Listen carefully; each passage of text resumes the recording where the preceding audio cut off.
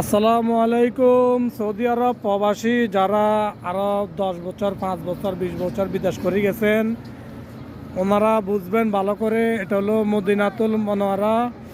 এই মদিনাতে যে জান্নাতুল বাকি, এই জান্নাতুল বাকি হলো এটাই জান্নাতুল বাকির অপর স্থান।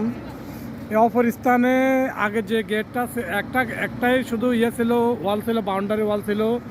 এখন বাউন্ডারি ওয়ালের পাশে প্রায় 4 মিটার 5 মিটার পাশ করে নতুন ওয়াল করে এমনকি গেট দেওয়া হয়েছে। এখন প্রতিটা গেটের মুখে মুখে প্রতিটা গেট দেওয়া হয়েছে।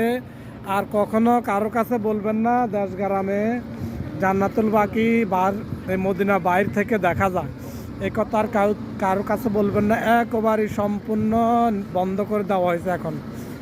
আমিও দেখতে পারি নাই, আমিও আসছি আগে।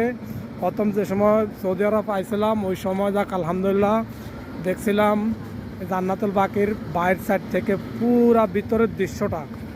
এখন আর এক বিন্দু পরিমাণও দেখা যায় না। এটাই হলো জান্নাতুল বাকির স্থান। দেখেন, কেউ আর দেখার মতন, সকলে দেখার জন্য প্রস্তুত ছিলেন জান্নাতুল বাকিটা। এই সব প্রস্তুত ছিলেন জান্নাতুল বাকি, সবাই বিশ্রাইতেছে, দেখা যায় না।